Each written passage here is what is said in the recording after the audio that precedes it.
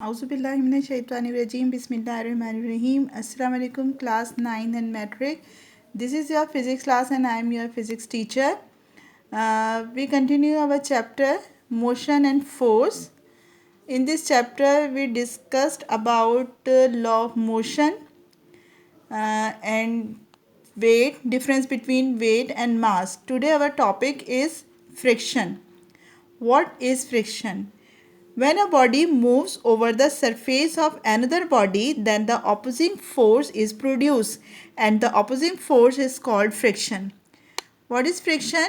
जब भी कोई एक बॉडी दूसरी बॉडी के ऊपर मूव करती है, यानी अगर हम ज़मीन पर किसी चीज़ को खींचते हैं या घसीटते हैं तो क्या होता है कि ज़मीन और उस बॉडी के दरमियान एक फोर्स प्रोड्यूस हो जाती है. वो फोर्स क्या कहलाती है? फ्रिक्शन या रगड़ कहलाती है. Suppose a wooden block is placed on a table and a spring balance is attach on it. हम सपोज करते हैं, फ़र्ज़ किया कि एक टेबल के ऊपर एक वुडन ब्लॉक रखा हुआ है और स्प्रिंग बैलेंस के ज़रिए हम उसको खींच रहे हैं.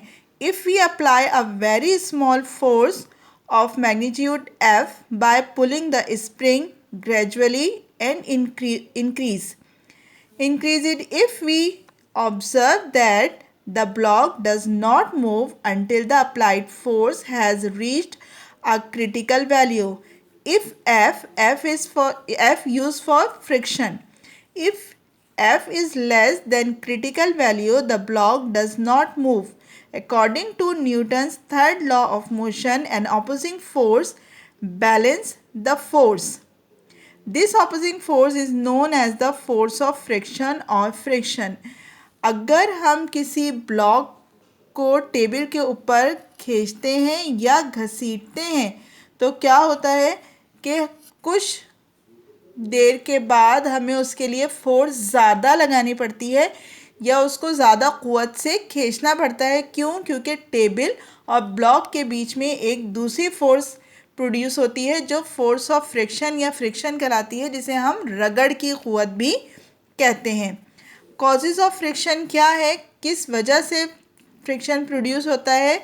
If we see the surface of material bodies through microscope we observe that they are not smooth. Even the most polished surface are uneven. When one surface is placed another surface, the elevation of one get interlocked with the depression of other. Thus they oppose relative motion. The opposition is known as friction. कोई भी surface यानी कोई सी भी दो surfaces जिनको हम use कर रहे हैं, यानी टेबल और वुडन ब्लॉक जिसको हम यूज़ कर रहे थे, अगर उसको हम माइक्रोस्कोप के ज़रिए देखें तो हम ये देखते हैं कि ये दोनों चीज़ें जो हैं इनकी सरफेस इवन या स्मूथ नहीं है, चाहे वो कितनी भी पॉलिश्ड हुई हुई हो. क्यों नहीं होती? जब इनकी सरफेस रफ़ होती है या ऊंची नीची होती है और हम उसके ऊपर किसी दूसरी बॉडी को घसीटते हैं तो ये आपस में इंटरलॉक कर जाते हैं, यानी एक दूसरे के अंदर फंस जाते हैं, जिसकी वजह से बॉडी मूव नहीं करती. Types of friction. There are 5 types of friction. Friction कितनी तरह का है? ऑलमोस्ट 5 टाइप ऑफ फ्रिक्शन हमारे पास मौजूद है. Static friction, kinetic friction, rolling friction, sliding friction and limiting friction. Static friction, the friction between two stationary objects which are in contact are called static friction. Static friction क्या है? किसी भी ऐसी दो bodies के बीच में जो रेस्ट की कंडीशन में है, जो रुकी हुई हालत में है, उन दोनों बॉडीज़ के बीच में जो फ्रिक्शन है वो क्या कहलाएगा? स्टैटिक फ्रिक्शन कहलाएगा. Kinetic friction. काइनेटिक आपको पता है मूव करने वाली चीज़ है, तो हमारी डेफिनेशन क्या है? The friction between two moving objects which are in contact are called kinetic friction. दो ऐसी बॉडीज़ जो मूव कर रही हैं उनके दरमियान प्रोड्यूस होने वाला फ्रिक्शन क्या कहलाता है? काइनेटिक फ्रिक्शन कहलाता है. Rolling friction, the friction between two rolling objects which are in contact are called rolling friction. दो ऐसी बॉडीज जो रोल कर रही हैं, यानी उनकी मूवमेंट किस तरह से है, सर्कुलर मूवमेंट है, उनके दरमियान फ्रिक्शन क्या कहलाएगा, रोलिंग फ्रिक्शन कहलाएगा। Sliding friction, the friction between two sliding objects which are in contact is called sliding friction. Sliding friction क्या है, कोई भी दो बॉडीज जो स्लाइड्स कर रही हैं, यानी एक दूसरे के ऊपर से इजीली मूव कर जाती हैं। Limiting friction, the maximum value of static friction is called limiting friction. Static friction क्या था, जिसमें बॉडीज रेस्ट की कंडीशन में है, मूवमेंट नहीं है, वो जब अपने मैक्सिमम अमाउंट पर होती है उसकी वैल्यू फ्रिक्शन की, तो वो क्या कहलाती है, लिमिटिंग फ्रिक्शन कहलाती है। इसके बाद हमारे पास है factors on which friction depends.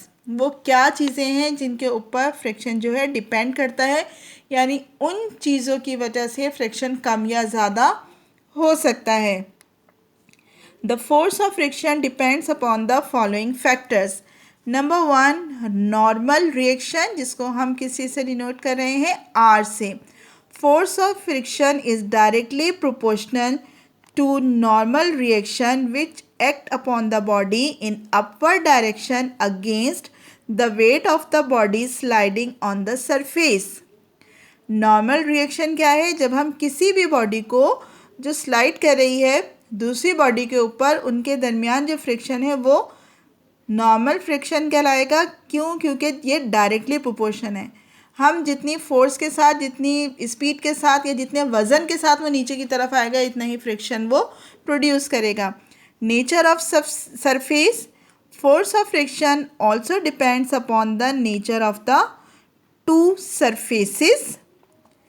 It is denoted as u, जिसको हम म्यू साइन भी कहते हैं, and has constant value for every surface, यानी हर सरफेस के लिए। वुडन सरफेस के लिए अलग होगी, मेटल सरफेस के लिए अलग होगी, कांस्टेंट वैल्यू होती है। It is different for the two surfaces is contact. Coefficient of friction क्या है, coefficient of friction is the ratio of limiting friction to the normal reaction. Coefficient of friction क्या होता है, फोर्स ऑफ फ्रिक्शन यानी static के और normal reaction के divide करने पे हमें क्या मिलता है, कोएफिशिएंट ऑफ फ्रिक्शन। ये कांस्टेंट होता है। ये बात अभी हमने नेचर ऑफ सरफेस में डिस्कस की कि नेचर ऑफ सरफेस की वजह से फ्रिक्शन जो है वो कांस्टेंट होता है। एडवांटेजेस ऑफ फ्रिक्शन, अब इसके फ़ायदे क्या हैं और डिसएडवांटेजेस भी हम डिस्कस करेंगे कि इस फ्रिक्शन की वजह से क्या क्या नुकसानात हो सकते हैं। We could not walk without the friction between our shoes and the ground. As we tried to step forward, we push our foot backward. Friction holds our shoe to the ground, allowing you to walk. जब हम चलते हैं तो हम अपने पाँव से ज़मीन को पीछे की तरफ धकेलते हैं, जिसकी वजह से ज़मीन हमें आगे की तरफ पुश करती है। तो हमारे पाँव और ज़मीन के बीच में जो फोर्स प्रोड्यूस होती है उसकी वजह से हम आगे की तरफ चल पाते हैं। Number 2, writing with a pencil requires friction. We could not hold a pencil in our hand without friction. अगर फ्रिक्शन नहीं होगा तो हम अपने हाथ में पेंसिल को होल्ड नहीं कर पाएंगे और वो हमारे हाथ से स्लिप भी हो सकती है और हम लिख नहीं पाएंगे। Number 3, a nail stay in wood due to friction. Friction की वजह से ही कोई भी कील जो है वो इजीली वुड के अंदर जा सकती है। Number 4, nut and bolt can hold due to friction. Disadvantages, अब इसके नुकसानात क्या है, इससे क्या नुकसान हो सकता है। In any type of vehicle such as car, boat और aeroplane, excess friction means that extra fuel must be used to power the vehicle. In other words, fuel or energy is being wasted because of the friction. Friction होने की वजह से जो vehicle, जो सवारियां हम use करते हैं लाइक कार या एरोप्लेन, बस, अगर इसमें फ्रिक्शन ज़्यादा होगा तो ये मशीनरी जो है ज़्यादा फ्यूल यूज़ करेगी। Number 2, the law of conservation of energy state that the amount of energy remains constant, thus the energy that is lost to friction is trying to move an object is really turned to heat energy. The friction of part rubbing together creates heat. Law of conservation of energy क्या है कि energy अपनी को हम क्या करती है, energy एक फॉर्म से दूसरी फॉर्म में चेंज हो जाती है। तो फ्रिक्शन की वजह से जो काइनेटिक एनर्जी है वो किस में चेंज हो जाती है, हीट एनर्जी में, जिसकी वजह से मशीनरी गर्म हो जाती है, वर्किंग कम हो जाती है और एनर्जी जो है वो एक फॉर्म से दूसरी फॉर्म में चेंज होने की वजह से मशीन को गर्म कर देती है। Number 3, due to friction a machine has less frequency 100%, यानी मशीन का जो काम है वो 100% नहीं मिलता। Due to friction machine catch fire, बहुत ज़्यादा फ्रिक्शन होने की वजह से मशीन जो है उसमें आग भी लग सकती है। मेथड ऑफ रिड्यूसिंग फ्रिक्शन, अब इस फ्रिक्शन को कम करने के लिए हमें क्या करना चाहिए, the various part of the machine that are moving over one another are properly lubricated, यानी मशीन के ऐसे पार्ट्स जो एक दूसरे के ऊपर मूव करते हैं उनको ग्रीस के ज़रिए से या किसी भी ऑयल के ज़रिए से ग्रीस कर दिया जाता है, चिकना कर दिया जाता है ताकि उनकी मूवमेंट ईजी हो जाए।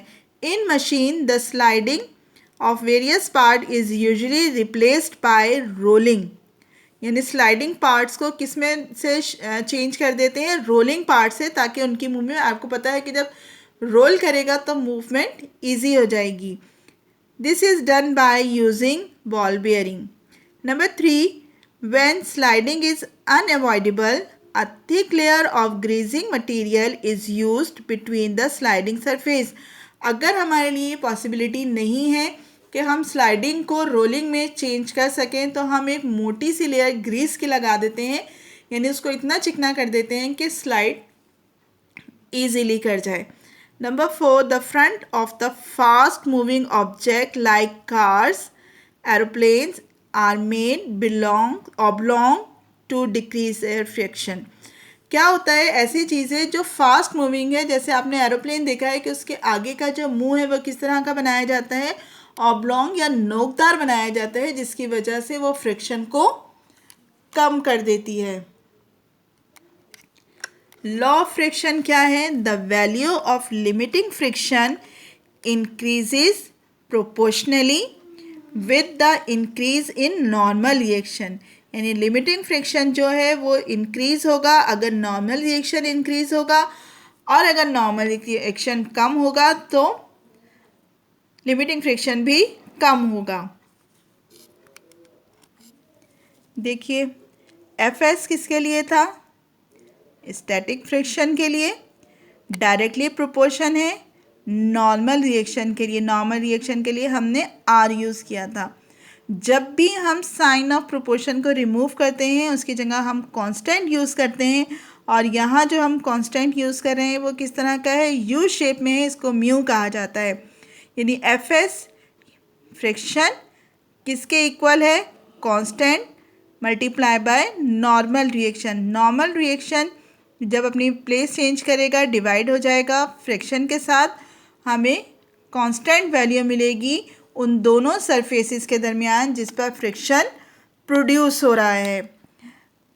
आई होप कि ये टॉपिक आपको आज समझ में आया होगा। इसमें हमने friction, causes of friction, types of friction, factors, coefficient of friction, advantages and disadvantages and method of reducing friction, ये हाउ टू रिड्यूस फ्रिक्शन, इन तमाम चीज़ों को डिस्कस किया है। अभी हमारा ये चैप्टर जो है कंटिन्यू है, इंशाल्लाह नेक्स्ट लेक्चर में नेक्स्ट टॉपिक को डिस्कस करेंगे। अल्लाह हाफिज़।